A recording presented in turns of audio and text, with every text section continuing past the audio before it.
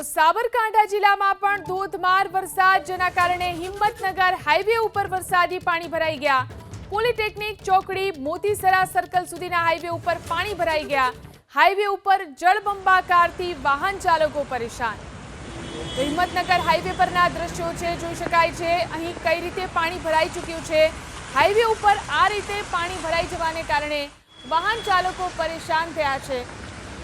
જે રીતે અહીં ટ્રાફિક જોવા મળી રહ્યો છે. સાબરકાંઠામાં ધોધમાર વરસાદ અને હિંમતનગર હાઈવેના દ્રશ્યો જોઈ શકાય છે. કેટલું પાણી હાઈવે ઉપર ભરાઈ ચૂક્યું છે.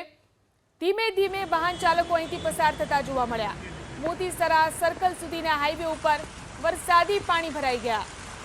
વધુ જાણકારી મેળવી અમારા સંવાદદાતા દર્શન પટેલ ફોન લાઈનથી જોડાયા છે.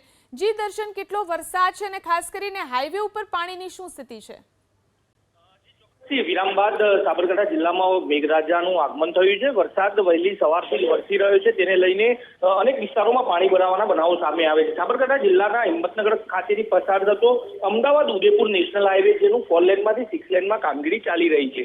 જો કે આ કામગીરી ચાલી રહી છે, તેને લઈને જે હાઈવે પરનું જે પાણી છે તેની વેસ્ટ વિયર લાઈનો નિકાલ માટેની જે છે તે બ્લોક થઈ હોવાના કારણે અત્યારે હાલ પાણી ભરાવાના બનાવો સામે આવે છે. પાણી ભરાવાને લઈને લાંબો ટ્રાફિક જામ પણ સર્જાયો છે અને વાહન ચાલકો અત્યારે હાલ પરેશાનીનો સામનો કરી રહ્યા છે. અનેકવારની રજૂઆતો છતાં પણ નેશનલ હાઈવે ઓથોરિટી દ્વારા કોઈ યોગ્ય નિકાલ ન લાવવાના કારણે હાલ તો સ્થાનિકો અને અમદાવાદ ઉદયપુર નેશનલ હાઈવે પરથી પસાર થતા જે વાહન ચાલકો છે તે પરેશાનીનો સામનો કરી રહ્યા છે.